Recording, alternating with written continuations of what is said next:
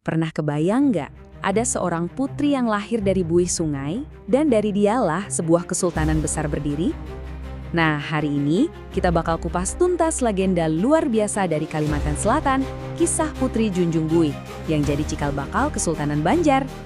Kedengerannya kayak dongeng banget ya, mustahil gitu. Tapi, justru pertanyaan inilah yang jadi jantung dari sebuah legenda agung dan identitas budaya yang kaya banget di Kalimantan. Yuk kita telusuri bareng-bareng gimana kisah ajaib ini dimulai. Tapi jangan salah, ini bukan sekedar cerita pengantar tidur loh. Buat masyarakat Banjar, ini tuh udah jadi fondasi identitas mereka.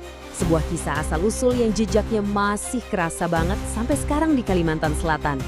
Legenda ini jadi sumber kebanggaan mereka, pengingat akan asal-usul yang agung dan ajaib.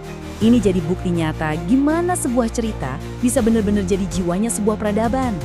Oke, sekarang kita time travel sedikit ya, kembali ke masa lalu. Jadi ceritanya dulu ada kerajaan Amuntai yang permai dan makmur banget. Nah, yang unik, tahtanya itu diduduki oleh dua orang raja. Dua bersaudara yang memerintah barengan. Nah, ini yang unik nih. Bayangin, ada dua raja yang bijaksana, rakyatnya cinta sama mereka. Tapi, mereka berbagi satu kerinduan yang sama. Di tengah kemakmuran kerajaan, istana tuh rasanya hampa. Nggak ada suara tangis seorang pewaris tahta.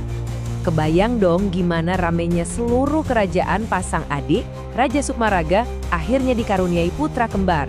Pesta pora di mana-mana. Tapi di tengah kebahagiaan itu, hati sang kakak, Raja Patmaraga, justru makin terasa sepi. Tapi ya namanya juga takdir kan? Ternyata takdir punya rencana lain buat Raja Patmaraga. Semuanya berawal dari sebuah mimpi misterius yang datang di tengah kegelisahannya. Sebuah pertanda yang bakal ngubah hidupnya selamanya. Jadi raja ini dengan perasaan yang campur aduk antara ya mungkin sedikit iri dan juga harapan akhirnya ngikutin petunjuk dari mimpinya itu.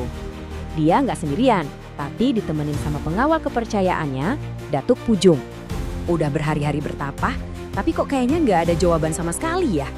Udah hampir putus asa deh si Raja Patmaraga ini. Nah, pas lagi istirahat di pinggir sungai yang tenang, tiba-tiba keheningan pecah. Awalnya suaranya samar-samar, tapi lama-lama makin jelas. Itu suara tangisan bayi. Dan anehnya, suaranya datang dari tengah sungai. Dan bener aja, pas Raja Patmaraga lihat ke tengah sungai, di antara riak air, ada bayi perempuan mungil yang terapung tenang di atas gumpalan buih putih. Wow, ini pemandangan yang mustahil, bener-bener keajaiban di depan mata. Singkat cerita, Raja langsung menamai bayi itu Putri